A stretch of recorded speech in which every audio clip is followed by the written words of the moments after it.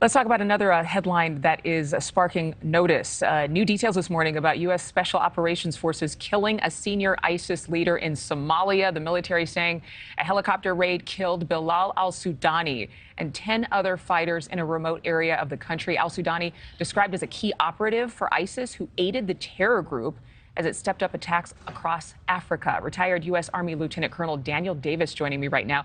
Lieutenant Colonel, thank you so much for being with us. You know, we don't hear a lot about boots on the ground operations as much now. With this particular kind of operation, how major was it?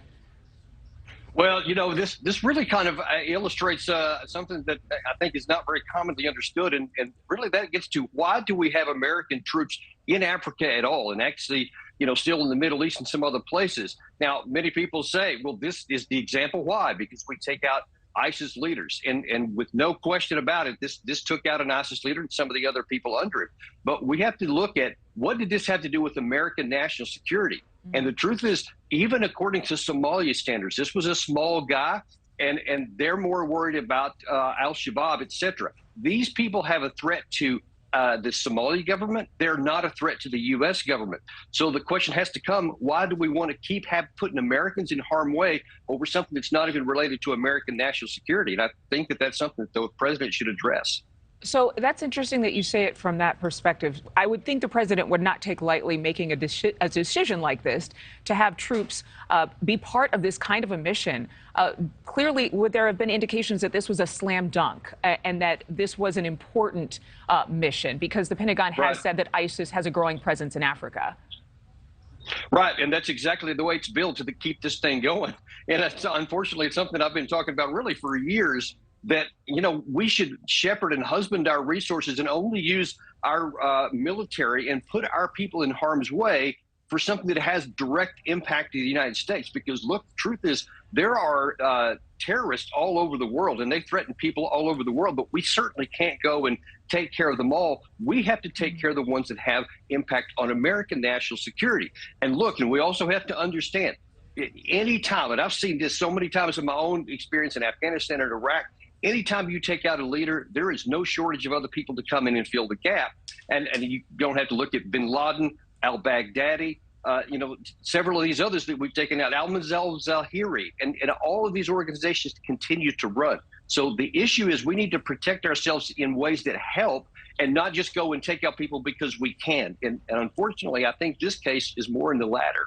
Okay, so just to be clear for our viewers at home, do you think that this was presented as a major win for the U.S. against a feared terror group?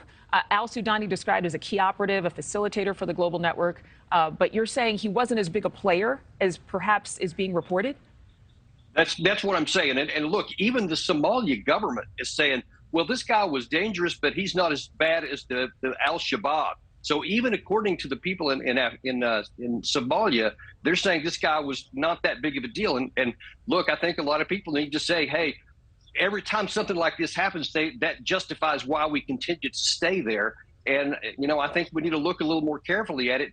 Did this actually have any impact on American national security? And I have to reiterate, that should be the objective, not just did we take somebody out. Really quickly, last question. How big of a threat is ISIS to the U.S.? Honestly, right now, it's almost no threat to the United States. They may desire to do something to us. They may not like us, certainly in Syria, but you can see that they have no capacity to do anything beyond what our very robust ability to interdict and observe any kind of terror threat to the United States, no matter where in the world it comes from. And we have been very successful at that really since 9/11. And what's the biggest threat right now, do you think? I mean, there's just general. I mean, there's really no, you know, overriding threat. I mean, there's, you know, Al-Qaeda still represents a threat. You know, ISIS could represent a threat, but it's so diverse and it's across the globe. So we have to be vigilant against anything, no matter where it comes from or what organization it comes from. Lieutenant Colonel Daniel Davis, thank you for your time. Thank you for watching. Go to newsnationnow.com to find NewsNation on your television provider. And don't forget to click the red subscribe button below to get more of NewsNation's fact-driven, unbiased coverage.